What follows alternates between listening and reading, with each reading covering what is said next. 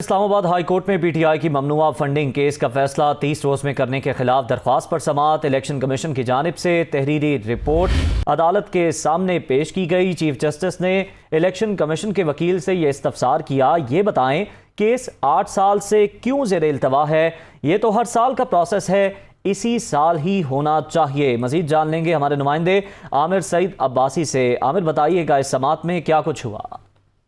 دیکھیے، chief justice اسلام آباد high court justice اطہر اللہ کی عدالت میں 20 روز میں جو پی ٹی آئی کا فوراً فنڈنگ کیس کا فیصلہ کرنے سے روکنے کی درخواست تھی، اس پر سماعت ہوئی اور اس موقع پر جو دیگر سیاسی جماعتوں کے نمائندگان ہیں وہ بھی عدالت میں پیش ہوئے، کیونکہ پی ٹی آئی کا یہ موقف تھا کہ تمام جو سیاسی جماعتیں ہیں ان سب کے خلاف جو کیسز ہیں ان کا ایک ساتھ فیصلہ ہونا چاہیے۔ صرف پی ٹی آئی کو سنگل آؤٹ نہیں کرنا چاہیے فورن فنڈنگ یا ممنوعہ فنڈنگ سے متعلق کیسز میں۔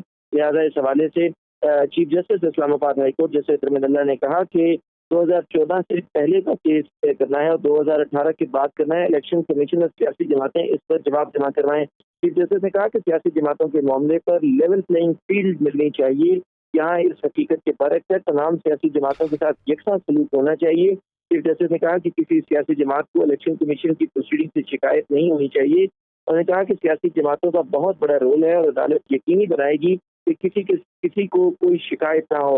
اس موقع پر عدالت نے یہ بھی کہا کہ جو تمام تر سیاسی جماعتیں ہیں انہیں چاہیے کہ وہ اپنے سیاسی جلسوں سے لے کر اپنی تمام تر سال بھر ہونے والی جو بھی ان کی ایکٹیویٹیز ہوتی ہیں ان سے متعلق وہ گاہے بگاہے الیکشن کمیشن میں اپنی رپورٹ جمع کروایا کریں کہ ان کی فنڈنگ کیسے ہوتی ہے۔ وہ اگر جلسہ کرتے ہیں تو اس کے اخراجات بھی انہیں بتانا چاہیے کہ انہوں نے یہ ایکسپینڈیچرز کیسے میٹ کیے ہیں۔ لہٰذا اس وقت جو چیف جسٹس نے جو الیکشن کمیشن سے یہ استفسار کیا کہ ہم نے الیکشن کمیشن کو جو کارروائی ہے اس سے نہیں روکا، بلکہ صرف یہ کہا ہے کہ لیول پلینگ فیلڈ ملنی چاہیے، سب کے ساتھ یکساں سلوک ہونا چاہیے۔ اس وقت چیف جسٹس اسلام آباد ہائی کورٹ جو ہے وہ اس کیس کی سماعت کر رہے ہیں۔ اس کیس کی سماعت ابھی جاری ہے۔ عامر سعید عباسی، آپ کا شکریہ۔